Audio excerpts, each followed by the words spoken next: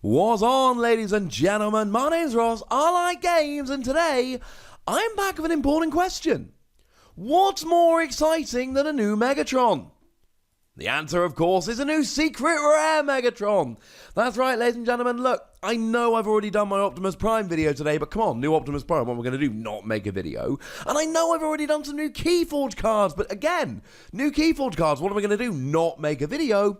Well, today we need to have a little bit of a look at General Megatron, and no, I'm not in a mood to wait till tomorrow. So I'm not going to.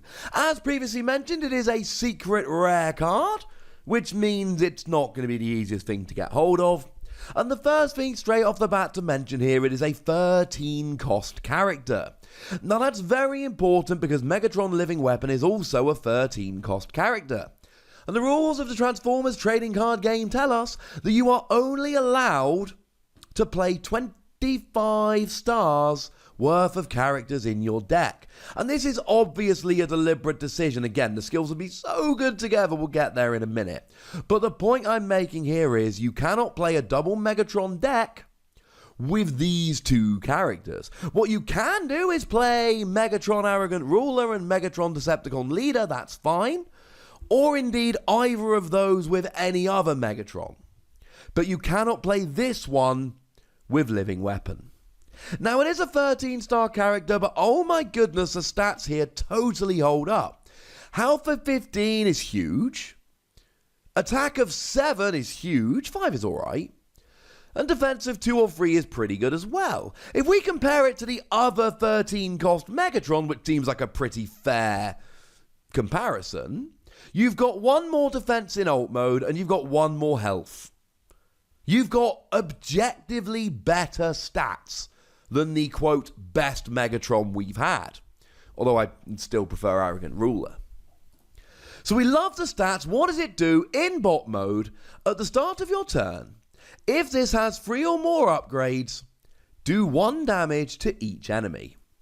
This is a phenomenal skill. It's also kind of a weird skill because we don't usually see skills like this. We don't usually see the every single time it comes around kind of skill. Because it is at the start of every one of your turns. You do 1 damage to each of your opponent's characters. That's phenomenal. And it puts your opponent on a clock. It basically says to your opponent, get rid of my upgrades, mate. Because if they don't get rid of your upgrades, they're going to have a very bad time. Now look, there's plenty of ways they can get rid of your upgrade. If they're feeling in a kind of orange icon mood, then they can go for a bit of ramming speed. If they're more into blue icons, they've got Vaporize. They're your go-to, I can get rid of any icon. Obviously, you've got stuff like Bashing Shield, but the problem with Bashing Shield is it only gets rid of an armor. If you don't have any armor on, that's a bad thing. But then you've got stuff like Inferno, for instance, which can make you pick up all the upgrades on a particular character. Or one of the cards that I showed you from Wave 2, which was Vandalize. And Vandalize gets rid of all weapons or armor or utilities, though it is a star card, and let's say it's not going to be the easiest one to use. Because here's the thing. It is all upgrades. Any of your upgrades. You just need 3 of them. 3 of any description. And the thing is, this has everything going for it to make that actually viable. Now, generally speaking, you can attach 1 upgrade during your turn. So it's going to take 3 turns to get to this actually working, and by that point your opponent maybe got rid of 1 or 2 of them, or KO'd 1 or 2 of your characters. If you're trying to actually get this skill working by manually attaching upgrades, you're going to have a very bad time. But firstly, let's not forget about Megatron Arrogant Ruler. When you flip to this mode, you may play an upgrade. But also, let's not forget that these boys are tanks. And that means you can play Hunker Down. And Hunker Down lets you flip all of your characters that can be tanks into tank mode and attach an armor from your scrap pile. which means playing one of these can get you 2 extra upgrades. Now you've also got new designs, which just lets you play an upgrade. If you play it with a specialist, you can go for a bit of the old multi-tool, where you play multi-tool and then you can immediately play another upgrade. There's other ways around it, but using Hunker Down and the other Megatron makes me kind of happy. Now the downside here is that you're only playing 2 tanks, because the star cost of Megatron is really working against you here. Because a 13-star character means you're unlikely to be playing lots and lots of tanks. Now, you've got cheap tanks. We had Warpath back in Wave 2, and that's only a 6-cost tank, so that will work. And if you want the ultimate cheap tank, we've got Slammer. It's a 4-cost. I mean, it's also absolutely terrible and doesn't even have a bot mode, but we've still got a 4-cost tank. And even though it cannot flip into tank mode using Hunker Down reads, flip each of your characters from bot mode to tank mode, then for each of your tanks that doesn't have an armor, put an armor on it from the scrap pile. It also means you don't have to get all of your characters into bot mode and then play Hunker Down. You can just play Hunker Down with a bunch of armor in your scrap pile. That's why I love this skill so much, because we've got ways of making it work. I mean, goodness, here you can flip Megatron Arrogant Ruler into bot mode, then play a Hunker Down. Oh, Megatron Arrogant Ruler flips to tank mode, you can play an upgrade, and then Hunker Down gets you another couple of upgrades, then you attach for your turn. That's 4 upgrades in 1 turn. That's more than 3, ladies and gentlemen. And then every time it goes to your turn, assuming that General Megatron is in bot mode, you do 1 damage to each enemy. Doesn't say you have to be untapped. Doesn't say any other restriction. It's wonderful. And then when we get into ult mode, it keeps going. When you flip to this mode, do damage to an enemy equal to the number of weapons you have on the battlefield. Now, this is why you can't make a double Megatron deck with Living Weapon. Because Living Weapon, you can have 3 weapons on. And then you could potentially have 4 weapons in a 2-bot team and be doing 4 damage when you flip over. And the general rule here is that we want to be able to do 2 damage. Nemesis Prime, when it flips, 2 damage. Thundercracker, when it flips, 2 damage. I'm not saying it has to be 2, but I'm saying general rule is 2. This would double that up to 4. And I believe that's the reason this has to be a 13-star character. I mean, it's also a great card, but make no mistake about it, it can't be with a character that can have 3 weapons.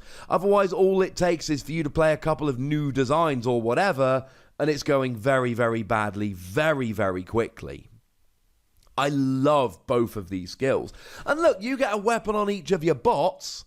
And again, let's say you're playing a 2-bot list with Arrogant Ruler. You don't have to, but that's the one that really springs to mind for me as wonderful here. You flip into ult mode, weapon.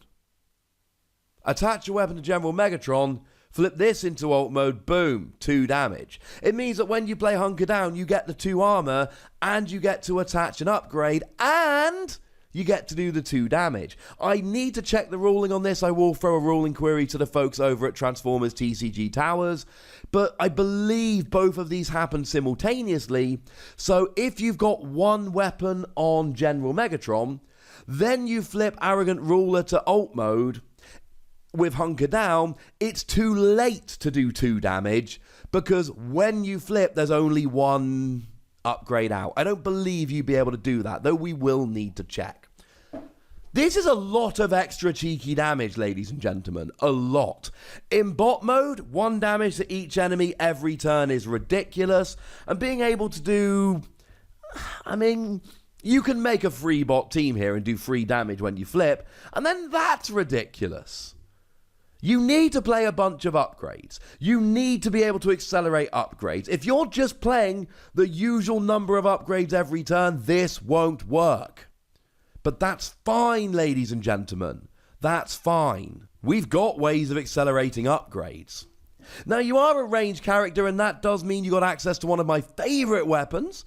It means that you've got access to Armed Hovercraft, which is a weapon, But when you put it on a ranged character, you do 1 damage to each enemy. I'm usually a fan of this card, but in this deck with this character, where you're doing all this cheeky damage anyway, oh my goodness, I am in love with it. Although do please remember it's Megatron, so you've got Fusion Cannon of Megatron, which is also a pretty gosh darn good weapon. And while we're talking about ranged characters and cheeky damage, don't forget you've got Marksmanship, whereby if you've got any character it's a ranged character on the field, you can do 2 damage to a character in bot mode. So being a ranged character in either mode here, really, really nice. In terms of tanks, it's hunkered down. That's what we're really worried about. That's what makes us super, super happy here. I mean, it's not the only trick we've got for tanks. You know, we've got Crushing Treads, gives you pierce equal to your defense. And at the end of the day, it's a utility, so... You know, we're mostly playing around with armor and weapons. This will be fine, but make no mistake about it. This is good. I love this character. This might be my favorite character I've seen so far from Wave 3. I adore Captain Ironhide, although I'm entirely biased because that was the character that I revealed, but I don't care. I still adore that character. And I really think that both Shockwave and Soundwave look incredibly fun. But I think this might actually overtake both of them. I've been playing around with double Megatron since I revealed Arrogant Ruler, and I think this is now my favorite double Megatron team. I am definitely going to be playing around with this hard when Wave 3 comes out. Assuming I get the secret rare Megatron, because remember, yes, it's amazing, but, you know, it's a secret rare. It's not going to be the easiest or cheapest thing to get hold of. So there we go, ladies and gentlemen. I absolutely adore this new Megatron, but I'd like to know what you think. So please do let me know in the comment section. Go nuts, be nice. And then make sure you like this video, subscribe to this channel, and follow me on Twitter at the Wossy, where we talk about games like Transformers and a whole bunch of others. But by far the most important thing as always, look after yourselves till next time. Thank you very much for watching. My name's Ross, and you've been watching Wossy Plays.